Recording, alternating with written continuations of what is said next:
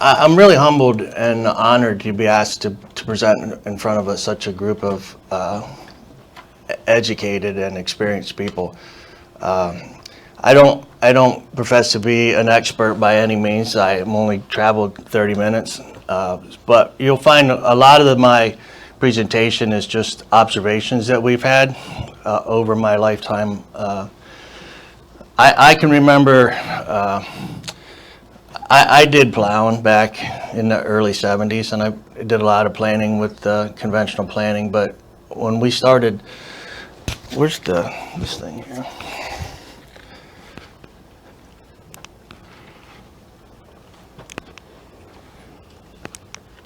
Get this figured out.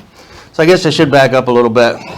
When Tim called me a couple weeks ago and he talked, and I told him that I thought he could find some speakers that would probably be a better fit for the job, and he told me that he had a few PhDs and he needed a farmer to get a farmer's perspective.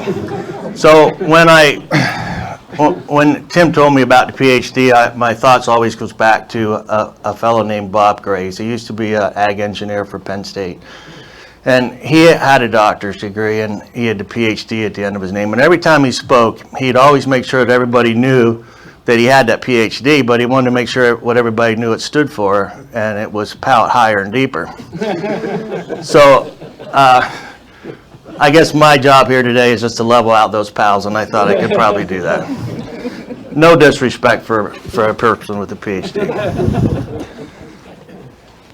So, like Tim said, Schrack Farms dates back to 1773. John Schrack, the original person that homesteaded the farm, he actually was an officer in the Revolutionary War, and he was supposedly rubbed elbows with the people that drafted the Constitution. So he is actually buried on the farm, and there was the sons and daughters of the American Revolution actually had a thing there some years back, so we learned a lot about his history. So that's a little bit of history. My last name's Harbach, and that's because I married a farmer's daughter. Back in 1877, started working for my father-in-law when I was only 11, and my job was picking stones. And the rest is history. When I started working there for my father-in-law, we milked 88 cows. And we've grew that now to currently 1,300 cows. So, continuous no-till since 73. I covered that a little bit. 5 miles of forested buffers along the fishing creek that total 36 acres. So we don't own these. These are buffers that we have control of because of rented acres and owned acres. But just a little bit of a point as to how much influence our management has on our valley. And I hit on this a little bit. The reason we started no-tilling, when we dig soil test pits in a lot of our soils, this is what we find. And so we started no-tilling, and we started cover cropping for all the wrong reasons. We started no-tilling because we didn't want to pick stones. And we started cover cropping because we're a large dairy that needed more feed. So we started to grow a cover crop, harvest it for forage in the spring, and then follow it with corn silage. And so that's how we got to where we are so long ago. So what motivated us to make some changes? So, and I don't remember the years, it's been quite a while ago, but we had a group of people that got together. We went out to North Dakota to Burleigh County, where Jay Furrow and Gabe Brown and those people were very instrumental in starting this movement. We were actually on Gabe Brown's farm before he really got motivated into where he's at today. And a little bit about Ray Archuleta. Ray has been a really big influence of mine over the years. I've spent a lot of time with Ray. I spent time in his home. Him and I have traveled together. He's asked me to travel with him. We went to Wisconsin and did some talks up there to show. Ray would take me along because he talked to farmers that would tell him, well, it works on paper, but it don't work in reality. So he'd take me along to show them that, you know, that some of this stuff can be done.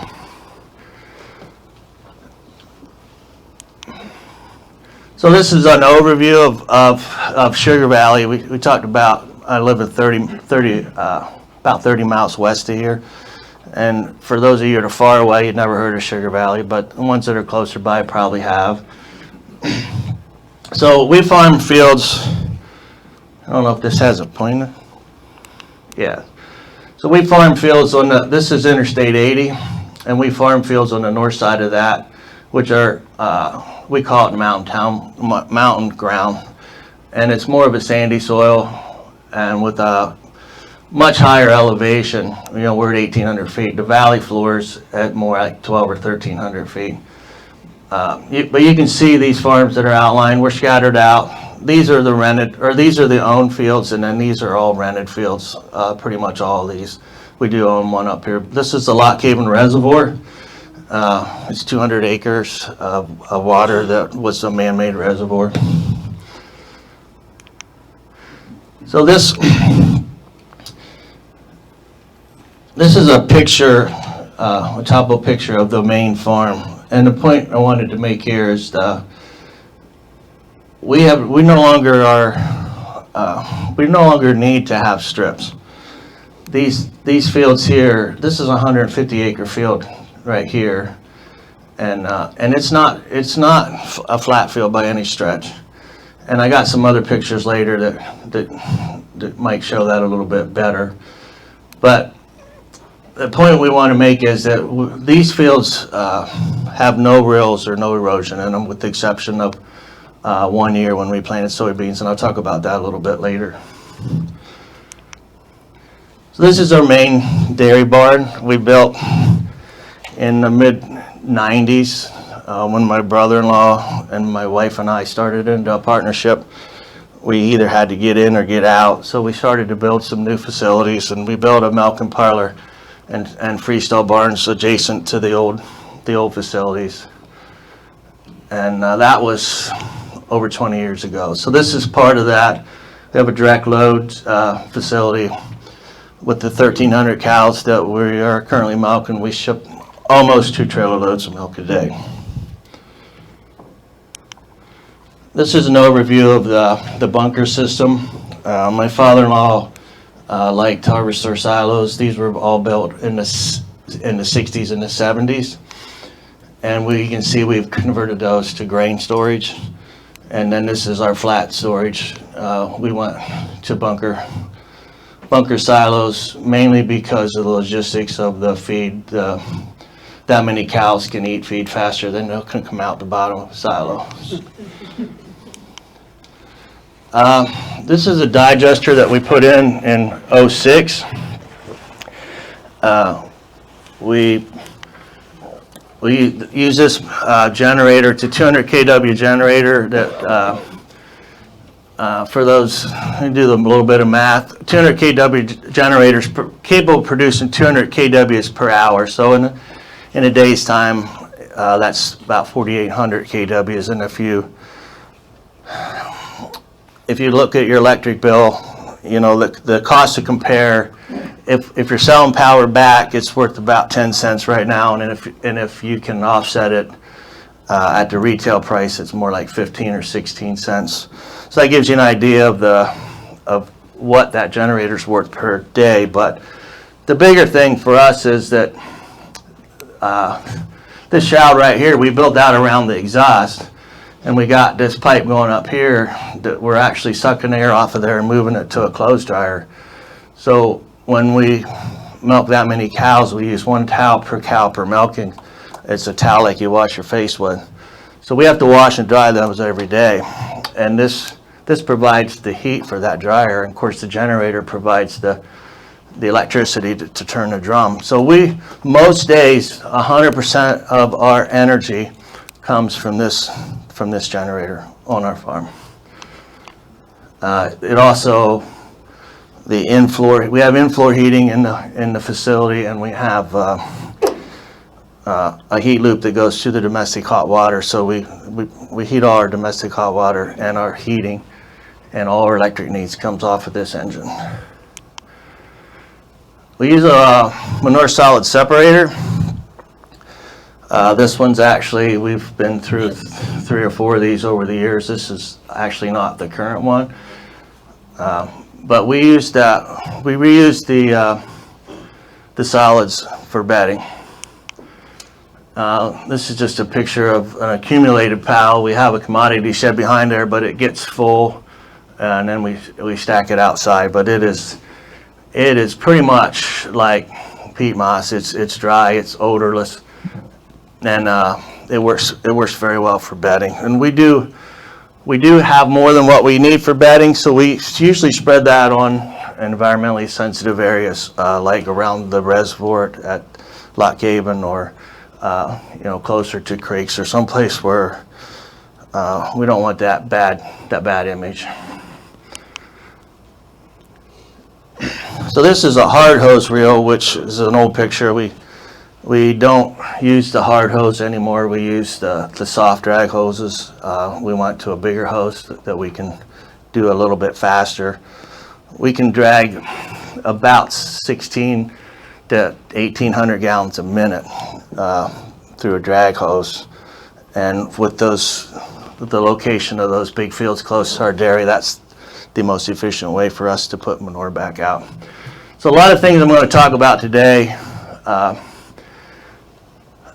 I think we have a real advantage because we have a methane digester and because we separate our solids from our liquids. And when you talk about mimicking nature, and a lot of this is encouraged by our government today. They want us to store manure, and we store it for those that don't do grazing and pasture.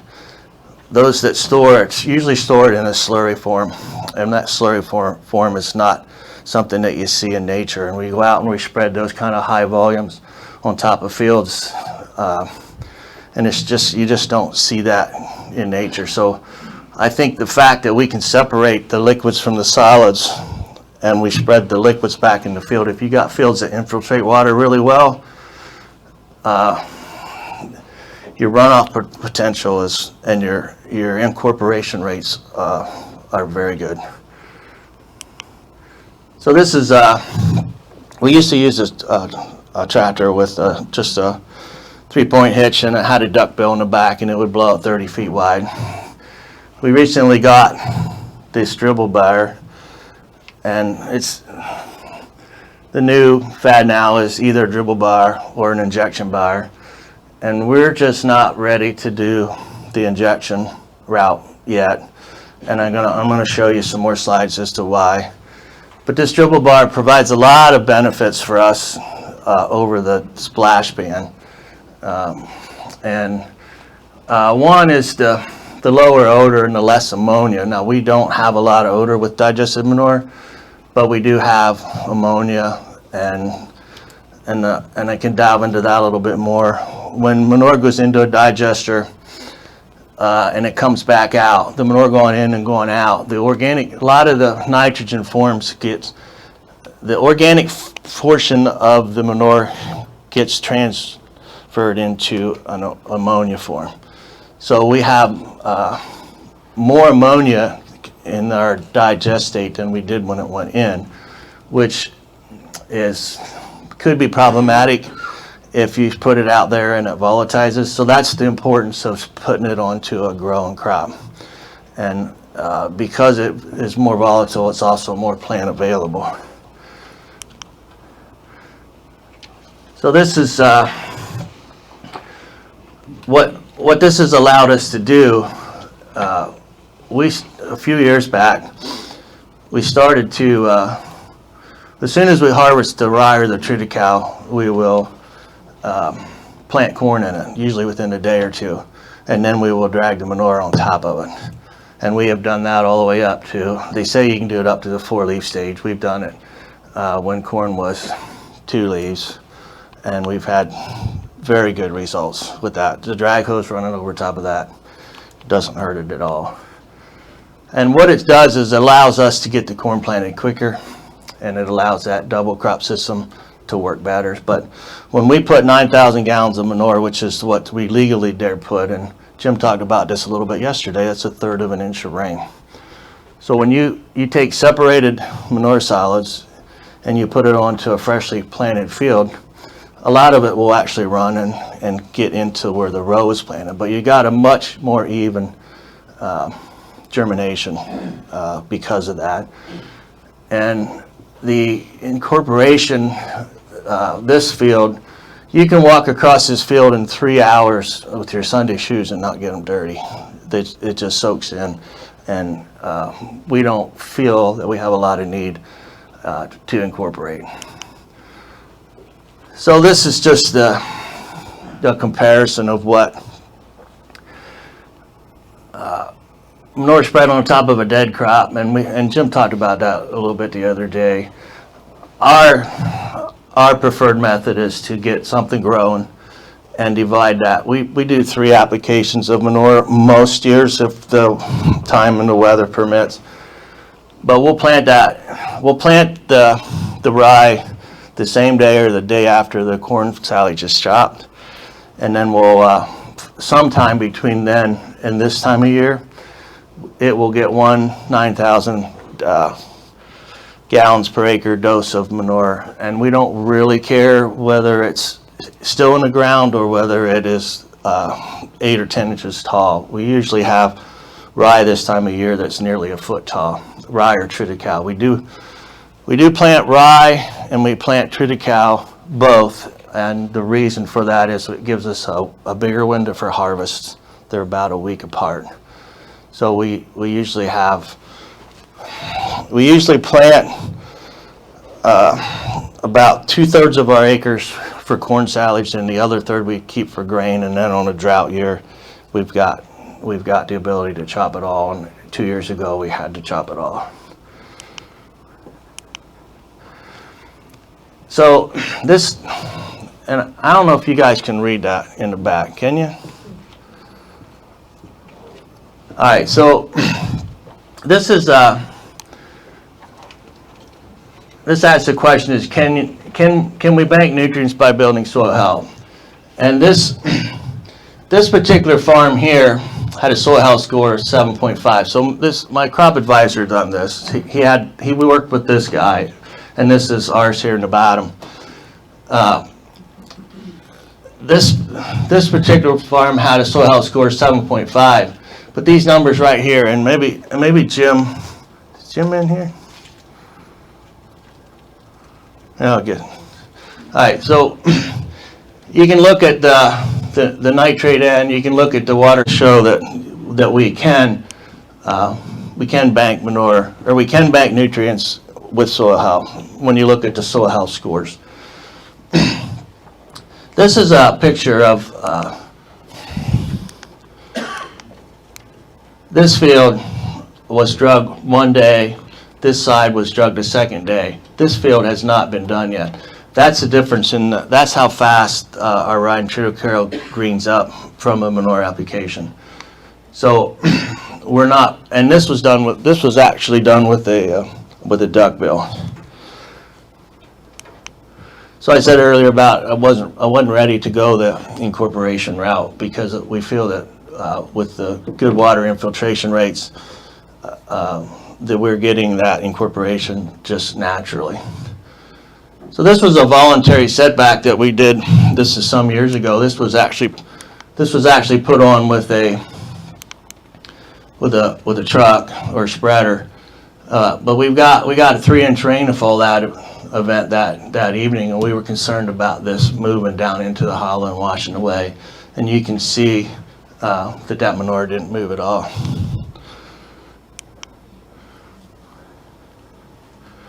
So with the cropping practices that we've had the last 20 years, we've greatly increased our infiltration rates in our fields.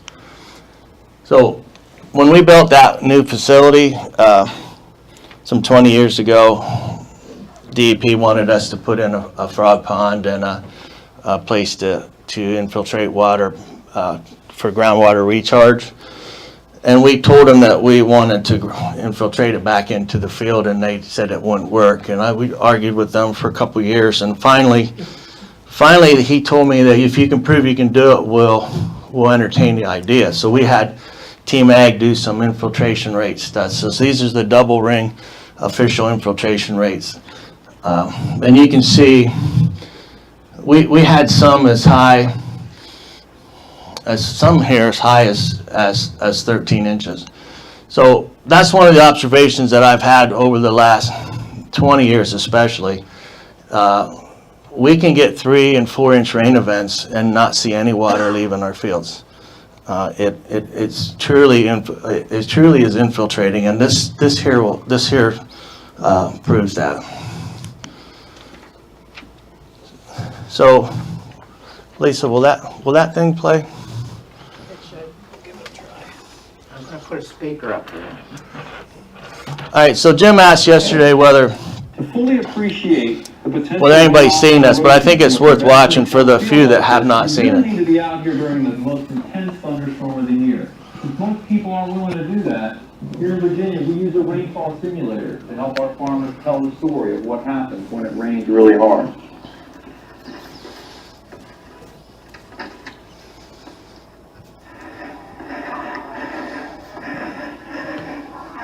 On the left, we start with a tray of dry, loose soil taken from a clean till field. On the right, we start with a slice of intact surface soil from a long-term no-till field. This soil is not only protected with a mulch of cover crop residue, it also has a stable, porous sponge structure. Years ago, as a kid, I remember, you get these big, heavy thunderstorms in the summer, and it would just wash the field, and you'd end up with mud down the road. And I'm talking about mud that you go over there with a skid loader and scoop out of the way so the cars could go down the road. What I'm seeing now is I'm seeing these heavy rainfalls, and I'm barely seeing a trickle coming out of the field. After we simulate an extremely intense thunderstorm for 5 minutes, the differences are obvious. Most of the water we apply to this soil has run off into this jar, carrying away with it a thin but very significant layer of topsoil.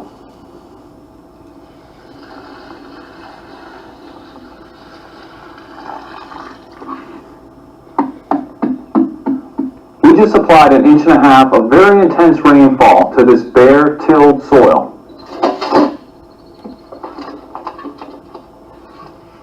Obviously, we harvested very little for future plant use.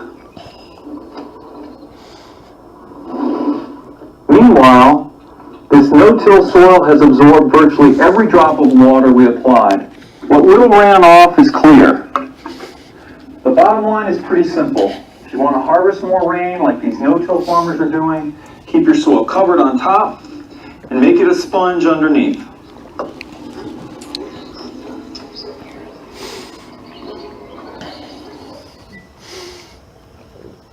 Our yields, as far as I'm concerned, our yields have.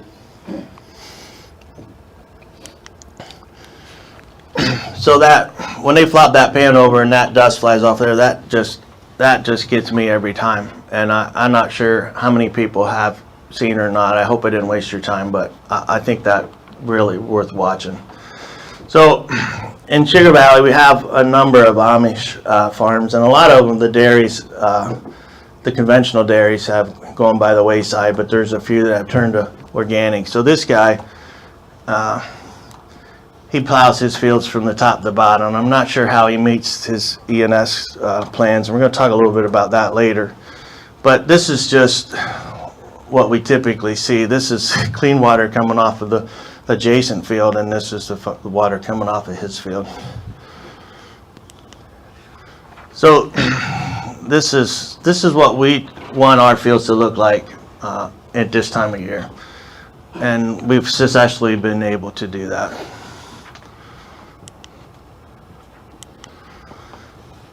This field is within a half a mile of our main dairy, but this one in the middle here shows the proximity of these two fields. So this field right here is this one right here, and this field here is this one right here. And one day after a hard rain, I drove down there, and this is what I observed. And that difference is just in the soil management. Another observation that I've had. This is under the road here, this water coming from here is coming from the driveway area around our shop, you know, so that's why it's a little bit cloudy. It's getting driveway mud. But that, you can see that's an 18-inch pipe that's running almost full, and it doesn't go very far down across the field. It disappears. Years ago, we used to have to reshape that ditch and fill it back in. Now I have to clean that ditch out because it fills up, and the pipe won't run out because it's trapping the mud, the moisture, or it's trapping the sediments that are coming under that pipe. So this says worms can also enhance aggregate stability, and Jim talked about that a little bit yesterday, and water infiltration. But we had a soil scientist at our place a couple years back. We had a field day there, and he told us that we have gained 1 inch to 1.5 inches on top of our ground just from these worm castings right here. And Jim talked about this yesterday as well. Good soil structure can support equipment. And I forget the year, but if not too many years ago, we had the hurricane that came through in September, and right at corn harvest, or corn silage harvest time. We had 18 inches of rain in the month of September, and we took that silage crop off. We had to go in with a roller harrow and fix about 1/2 an acre out of 700 or 800 acres. That's how good the soil structure was.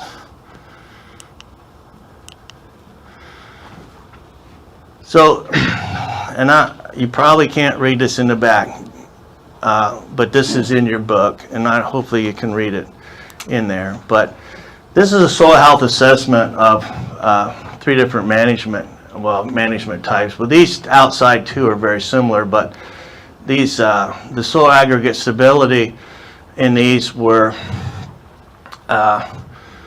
like 65 and 75, which gives you a score of 97 and 99. But this field right here was after 3 or 4 years of an alfalfa field, a straight alfalfa field, a monoculture legume.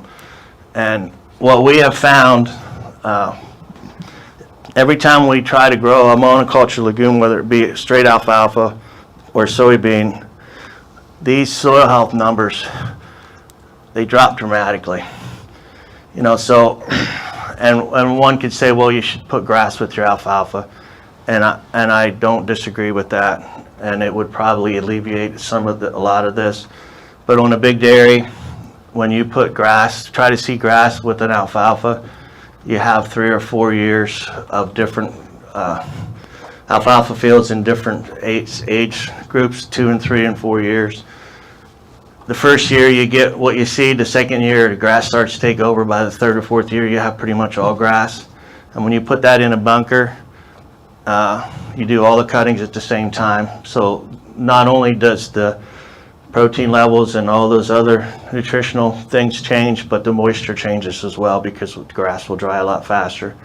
So you get a nutritionist that goes up to the bunker face, and every handful he gets different.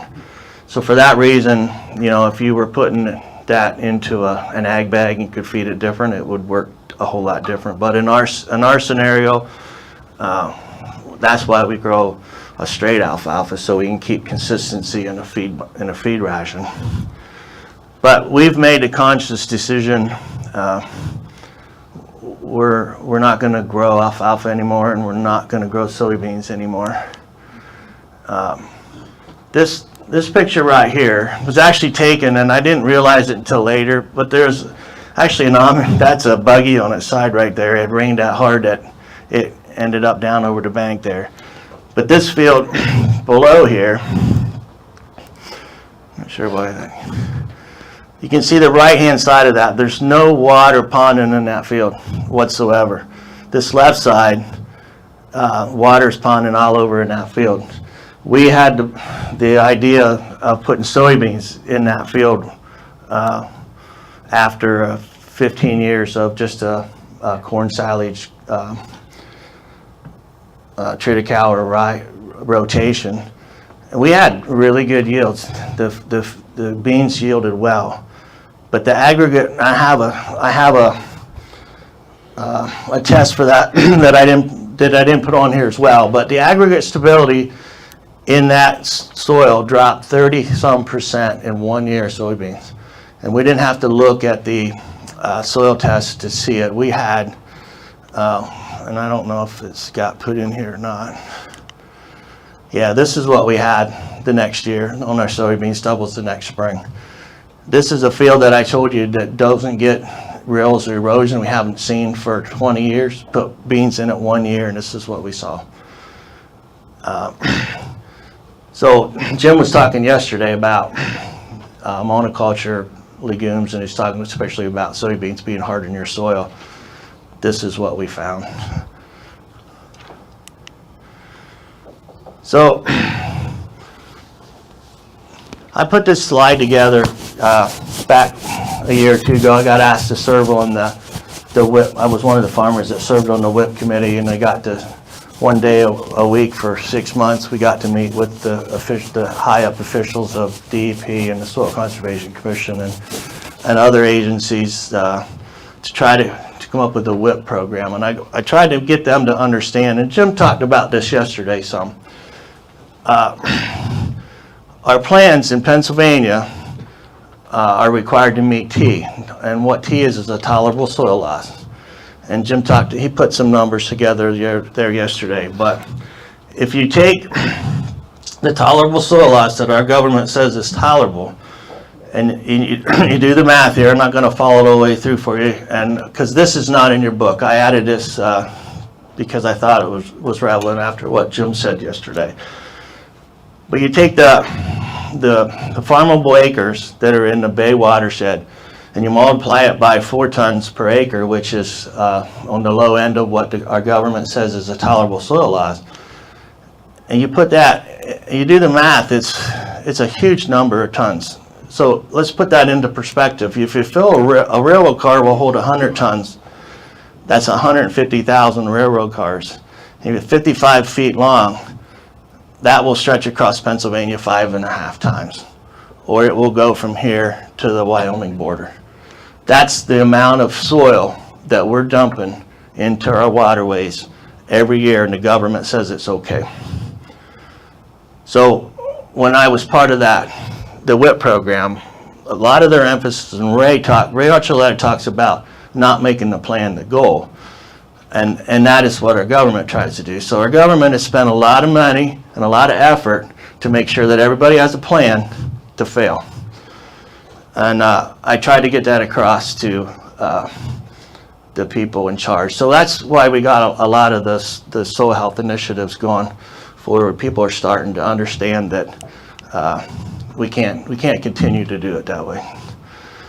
So this is a drone picture, and it wasn't a very good one, but actually, is that a video as well? This field actually has very poor weed control. It was a really a dry summer for us, and our weed control was terrible in this particular field. I'm not sure why we picked this one, but the message I want to send here is that we usually have a drill running in the same field as a chopper. You know, the last speaker talked about making your cover crops a priority, and we do that. And Will you spray the weeds? we did not. We did not.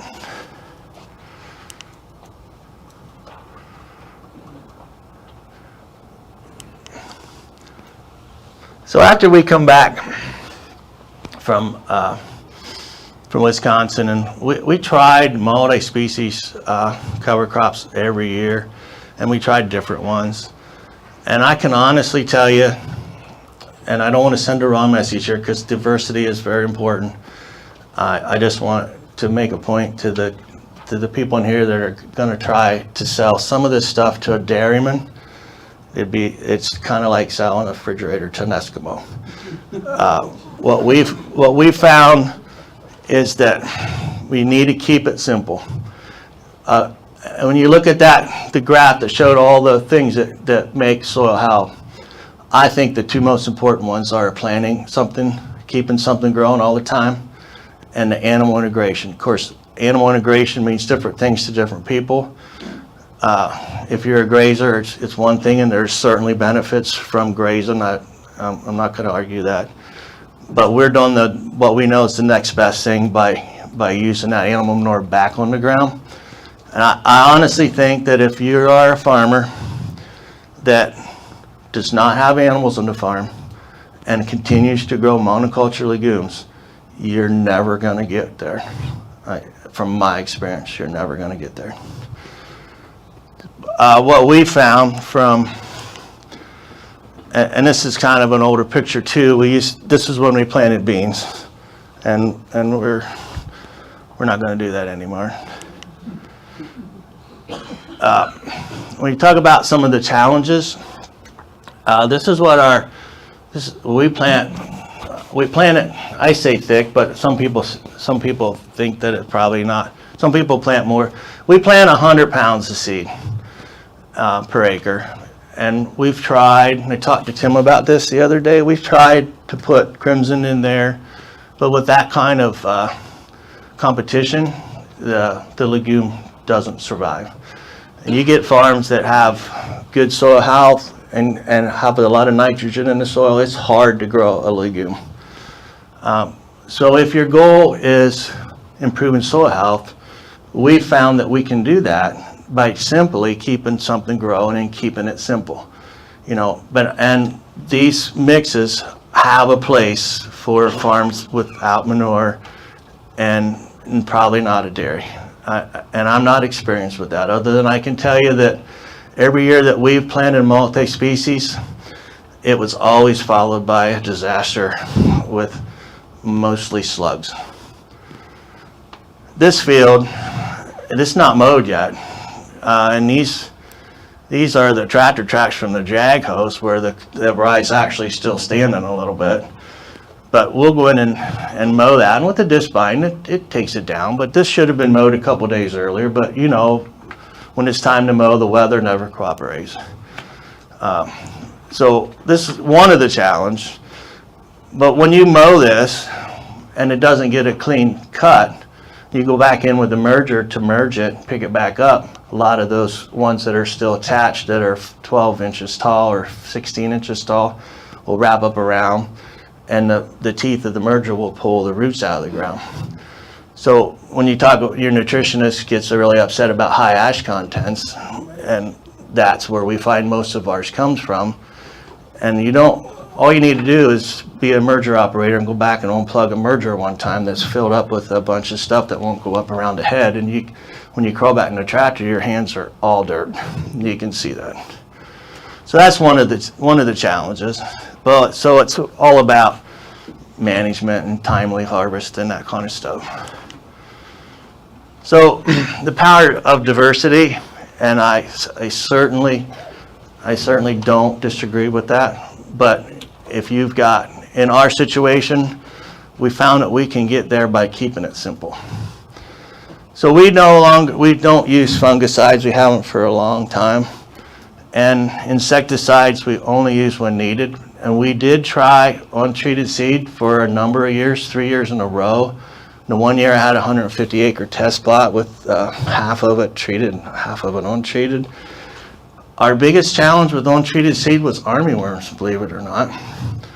We had 2 years that we had to replant, and we should have. One would say, well, you should have scouted it and caught that ahead of time, but the yield loss is already there. The yield drag was already there. So they don't advertise that you get armyworm control from a seed treatment, but that was our biggest challenge in 2 different years, in 2 different farms. So John Lundgren, this is from John Lundgren. I don't know if most of you know him, but he is John Tooker's counterpart from another college, but he recently went on his own, and he's doing a lot of research now to try to substantiate soil health. But the one here that I want you to look at is he took 1,700 of these insects, and they did a DNA testing on what was in their stomachs. And they found that 22% of those 1,700 were eating weed seeds. So when you do tillage or you do over-the-top insecticide programs to wipe these out, you're killing your friendlies. These guys are most people don't look at it as that's your weed control, and most people don't realize that. And this is a video too, and I don't know if you're going to be able to see it or not, but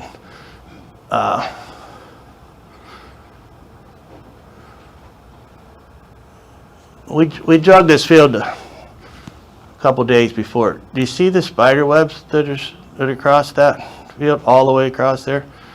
I don't know if you can see them, or I can see them a little bit here. But this is the first time we've noticed spider webs in our fields this year, and a lot of them. Talking to Chucker yesterday about that, and he said he's seen that over in France as well, but he said it's a good sign. So consistent corn yields in a diverse cover crop mixture.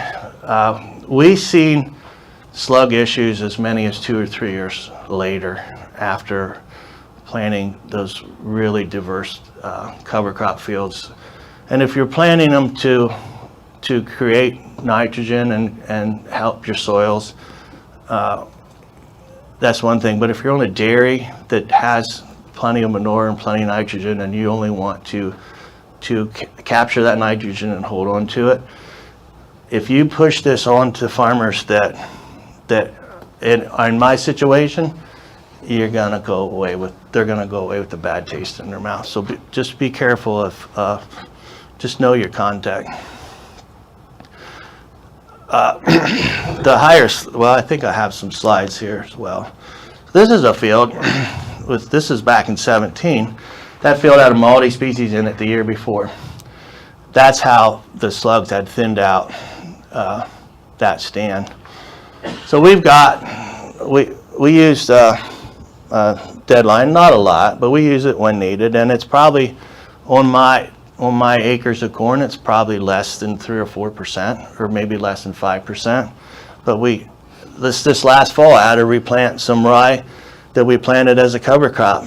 As dry as the summer was and the fall was, I had to replant some rye in this very field just this year, and that was 5 years after we had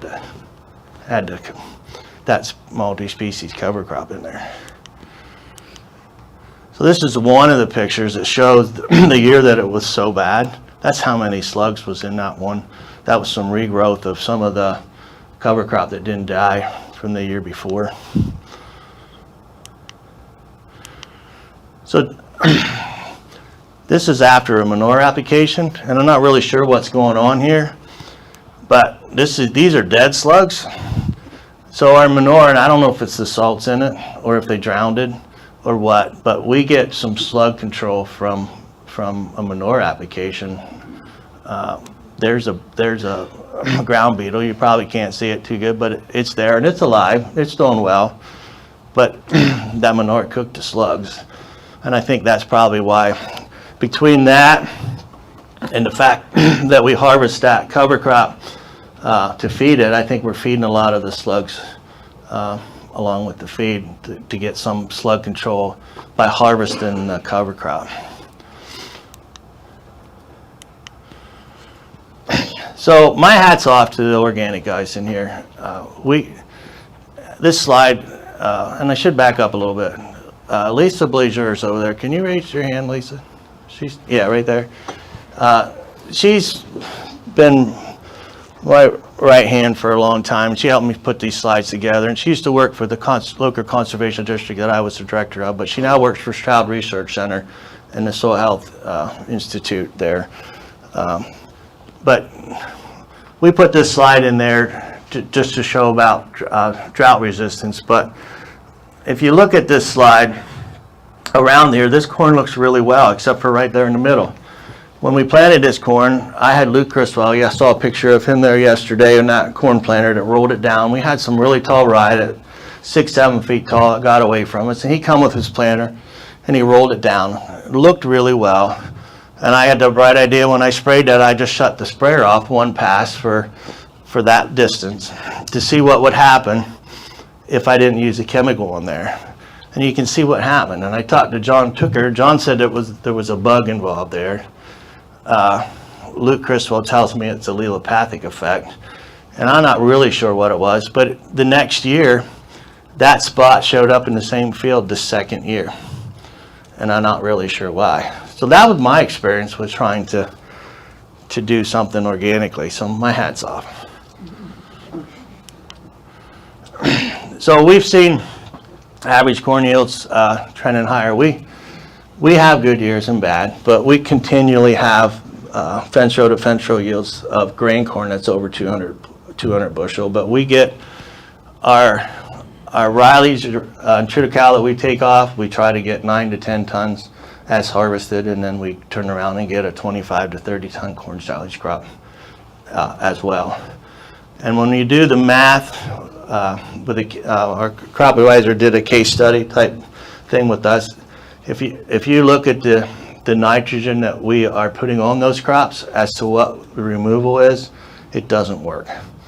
You know, so we feel we have a system that is actually taken, even though we don't have legumes in the system, we're using the sunlight in some fashion through those growing crops and those sugars and the exudates and everything, and that's above my pay grade, but we feel we have a system that's working.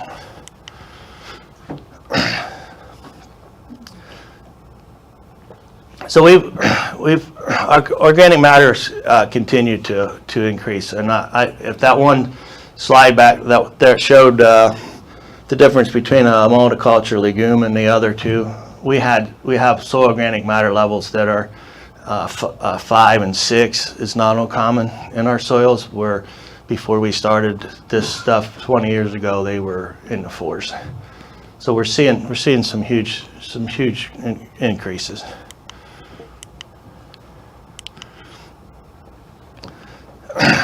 So this is just, if you think it'll work, it probably will, and if you think it can, it probably is not gonna. So your attitude is pretty much everything. So this is, and for people that live close to here, this is a Shikellamy State Park. It's right above Sunbury. If you go down 11 and 15 where Sunbury is, and you look up there in the hill, and I suggest that anybody that has the time drive up there. It only takes a couple minutes. But you can see, this is the north branch of the Susquehanna, this is the west branch. And it's where they come together. It's a beautiful sight. But I usually go up there after some heavy rains to see what things look like. And you can clearly see this branch is coming from New York State. And I'm gonna tell you that it is almost always looks like that. This is downstream below the inflatable dam. This is the side that was coming out of the north branch. And you know, when you sit with these people in Harrisburg and you try to come up with a WIP plan that's going to work, you get to see both sides of the story. And if we're responsible for that, we need to do a better job.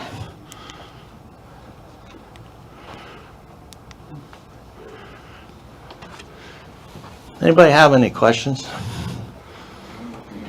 Yeah. You said you were not going to use soybeans or alfalfa anymore. So what are you doing for protein? We let somebody else grow it. We'll buy the soybean meal as needed, but we worked too hard to get the soils to where they were, you know, to do that. Do you use ryegrass at all? We have not, but I think we're gonna. I have a neighbor that mixed a lot of ryegrass this year, and I was talking with Tim about some of the things that we could do to try to. And I'm not saying that what we're doing is the right thing or the perfect thing. I'm just telling you that what we've done has worked, and so we're always open. And that's why I was here yesterday, to try to learn what we can. Always trying to improve on things. Are you side dressing any end on your corn? No, we've not done any side dressing for years and years. And we only put our nitrogen system, we have a planter that has nitrogen tanks on it, and we don't put it in furrow, so we just use a 30%, and we put like 15 gallon on, which is 45 units at planting time, and we just dribble it on top of the ground behind the row, beside the row. And we have done some trials with and without, and most years we could probably get away without that.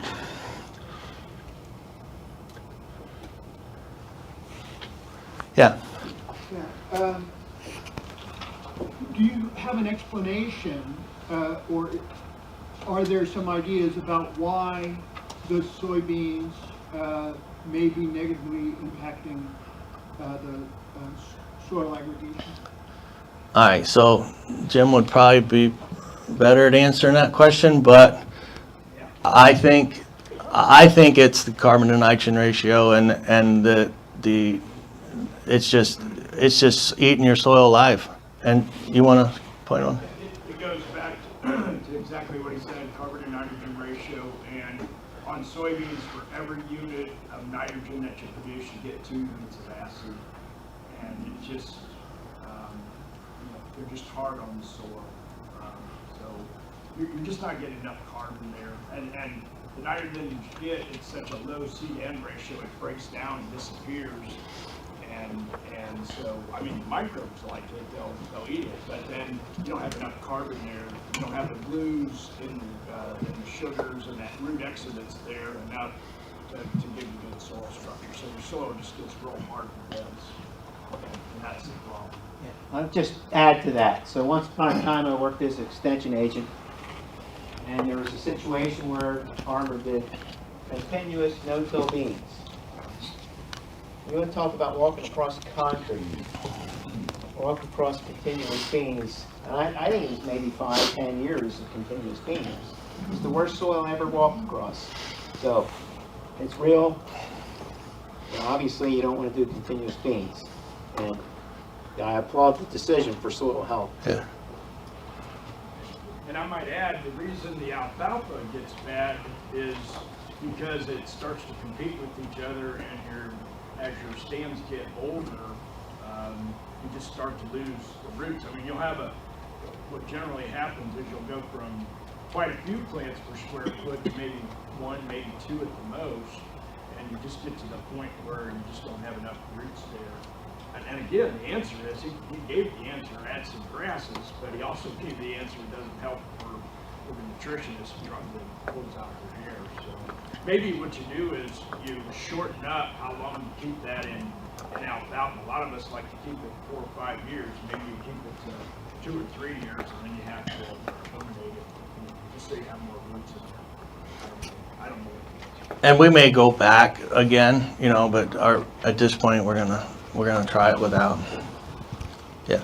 So, if we're saying that I don't grow soybeans, but I do buy soybean for my hogs and my poultry. So, if soybean is really harmful to the soil, what can we plant as a substitute for that is helpful to the soil? So is there a crop? yeah, so small grains, and Jim, you want to take that one? All right, so if soybeans are so harmful, what crop can we plant in place of that that's a cash crop? Well, if we're going to plant soybeans, one way to leave some of the problems with the soybeans, if we decide to keep planting soybeans, is have the cereal rye. Some guys will go soybean, cereal rye, soybean, cereal rye, and the cereal rye will add the carbon. Your soybeans got a little extra nitrogen there, and that can help alleviate the effects of the soybeans and take it out. You just got to keep live roots year-round in your soybeans. So when you do that, realizing you're taking a little bit of a step back, but by putting that cover crop in there, that will make a step forward. So if you want to raise soybeans, you just really got to make sure you keep a cover crop after that. And don't. The other thing I would tell you is go with an earlier maturity soybean so that you get a chance to get the cover crops in, and one in front of corn, and same way with corn, go with the little early maturing corn, so you can get a cover crop that will help you out. Our research in Ohio shows that you get just as good yields off of early maturing crops as long as you plant them early, and gives you a chance to get those cover crops established. So my friend Luke Criswell that you saw a picture of yesterday, he lives there in the Lewisburg area, and he started a couple years ago, he started to do relay cropping of soybeans and rye. And he's still working the bugs out of that. It takes some special equipment, but he'll go in the fall and he'll plant strips of the rye, and then he'll go back in the spring and plant the beans. But he actually has a combine that has things that push the beans over, and he'll actually harvest the rye out from between the beans, and then they'll let the beans come afterwards. So he's got the best of both worlds in there. And it seems he's doing it. He's got some yield drags from it. He gets 2 crops off of it. Neither one is as good as they would be standalone, but he's looking at what he's doing. He's growing a bean crop without the ill effects of what I'm telling you there. Explain that again, how he does it. So, and I should have some slides, but he basically has a planter set up that he goes in, and he doesn't plant a solid rye. He leaves some open strips. And then he'll go back in the spring and plant the beans in those areas. And then the beans and the rye will grow together. Because a lot of times, the guys that are planting and standing rye and then roll it, it's not very long until you could actually harvest that. But his combine head will actually bend the soybean plant over and then cut the rye off below the head. So he'll harvest the rye, and then the beans will just take off. And he's, like I said, it's a challenge, but one of the things that's being done. Yeah. On your corn that you're growing for grain, what kind of cover crop are you putting behind that? We put the same thing, but we won't try to harvest that because of the corn. The corn for grain, we'll go in and we cover crop every acre, whether it's chopped or whether it's combine. I was curious what your options are. And we just use a rye or a triticale, whatever we have left. Yeah. And we actually grow, we keep some grain fields, we harvest them and clean it, and we've replanted, we've redone our own seed now for 15 years probably. We just keep planting it again. And the corn for grain, we won't try to harvest that because it has the old fodder in from the last year. So those we'll just plant into. Do you rotate your silage acres? If it's grain one year, is it going to be a silage field the next? No. You saw the map that shows the outline fields. Those are the ones that usually go to grain, mainly because it's a lot easier and cheaper for us to drag and pump manure on a field closer to home that gets more nutrient removals. Yeah. And that's the reason. I'm just curious, how many animals per acre, do you have an idea? Well, we're at 1,300 animals, and we've 500 acres of cropland. Yeah. And do you ever, is all your manure spread separated or not? For the most part. Do you ever see any burn from putting manure over top of a crop? We have not with the digested, and I said earlier that, and I think that system gives us an advantage. Yeah. And so, yeah, please don't do that. Go and do that with unseparated manure, because it's probably not going to act the same way. So I'm glad I didn't make that point, but because it's separated and because it's digested, I think it gives us an advantage. How's that digester work? Is it enzymatic, or to break down some of the larger organic molecules? How's that working? The solids that go in there come out smaller. you know, because the separator will capture that, and then we use it for bedding, and maybe the next time it comes through, it won't get captured. It gets smaller every time it goes through. But there's a lot of work done at Penn State where they did the studies of the cow. When the cow actually ruminates and brings the stuff up and rechews it, they really are just scuffing the outside of that stem. I mean, they're not chewing the whole thing. They're basically, the tolerance is in their mouth. They bring it up and they take a scuff some off the outside, and then they put it back in their stomach again. And they did something similar tests to digesters where they actually were trying to do the same thing with the solids that were in there to try to help them break down instead of just pulverizing it. And they kind of was trying to emulate what a cow does by chewing their cuds.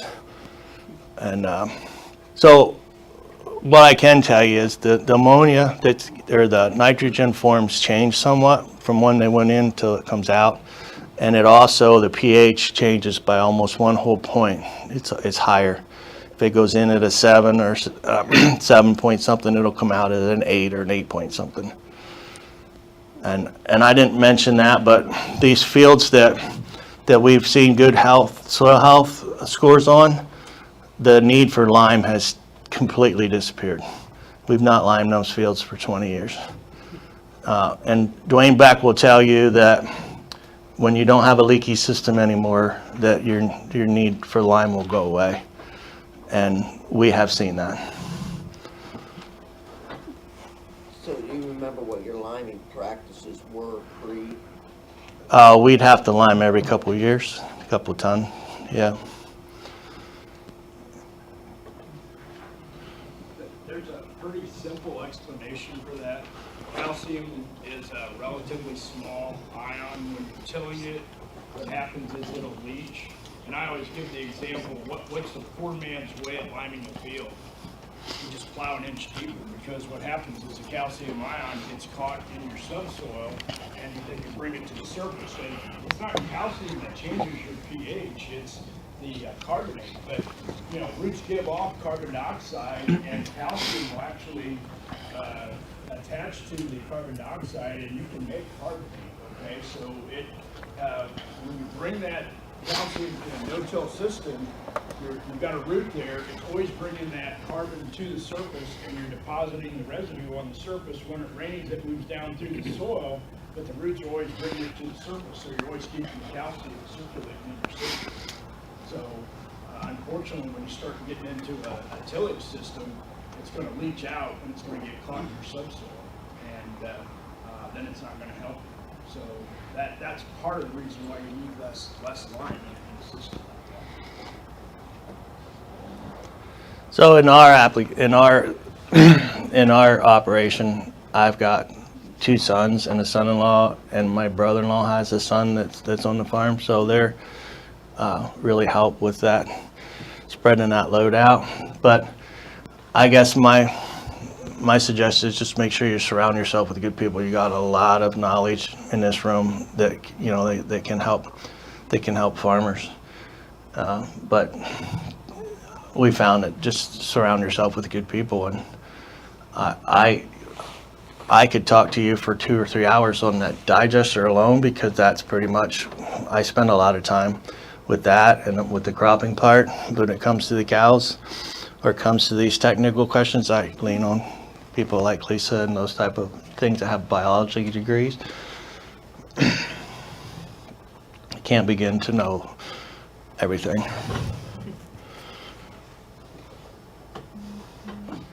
Any other questions? I think we're about out of time anyway. Yeah. Well, if your manure is up, so in a digester, it all gets like fermented, and so it's a lot different than raw manure anyway. Yeah, the odor is pretty much gone, and so for those who don't really know how a digester works, we basically collect the manure after out of the freestall barn. We put it back into a concrete pit that's almost the size of this room, holds 500,000 gallons of manure. And we have heat racks in there, and we use the heat off the engine. There's 6-inch lines that go from the radiator down there back to the digester, and it has 120-degree water that circulates through that heat rack that's inside of the digester, and it brings the temperature back up to 100 degrees. So basically we want that digester to be an extension of the cow's stomach. So it's capturing all that feed and the nutrition that was in there that wasn't completely used, and we're trying to continue to digest that, and that's what makes the gas. So you have to bring it back to the same temperatures as the cow. And but what's really amazing to me is the odor reduction. We used to have to worry about, because we're just outside of Loganton and west of Loganton, and we used to get phone calls, well, can you not spread manure? We're going to have a wedding, or we're going to have a parade, or this or that. We don't have to worry about that anymore. You can't hardly even smell it when you put manure back on the field. One of the things that I noticed, because when every farmer that has cows, they work on some kind of equipment. You get your hands in the manure. You wash your hands 2 or 3 times when you sit down for dinner, and you can still smell it when you go to put something up to your mouth. With a digester, you can put your hands in the effluent, rub it on the grass, and smell it, and it does not smell. It's just amazing, the difference. Do you add any food waste to it too? We do have a permit for that, but we don't do a lot of it. Mainly our storage capacity didn't allow us to take a lot of extra gallons back in, but we are gonna, we do a little bit of it, mostly grease trap waste. And that, there again, I said I could talk to you for hours. We had bad experiences with that. We had one batch of stuff that got put in there that killed all the bacteria in our digester. And then I had to go to another farm with the digester to put manure back in there to reseed it again. We were down for 10 days. That gets expensive. And you got to understand that heat that goes from the engine to the digester, that has to not stop, you know. So if your digester is no longer making gas to make the engine run to make heat, it's a downward spiral. And once the digester temperatures drop below 90, the gas production drops really fast. How's the engine? You had that shut down? I saw a guy in New York and he used to keep spare heads there because he had to change the heads all the time. Our original engine, we changed heads every couple of months. Well, we still have the same engine, but they put a different carburation system on it that monitors things and changes it on the go. We have 140,000 hours on our current engine, and the last engine overhaul was almost 40,000 hours ago, and it has 2 of the original heads on it yet. Getting away from the subject to topic here, but. How about your heifer manure? That all goes in the same pit? The what? Your manure from your heifers? We have a different facility for that, and initially we tried to run all that manure through the digester, but as their cow numbers increased, see, digesters are built with a certain amount of flow. Right. You want a 21-day retention time, and so you size the digester for the amount of manure that's gone through it, and if you try to put more through it than what it's designed for, then it pushes the manure out the other end while it's at its peak production for gas. So you're heating something and then not getting the peak production out of it. Yeah. All right, well, I think we're going to wrap up on this. Thank you, Jim, very much. Let's give him a hand. For you being here with us. Thank you.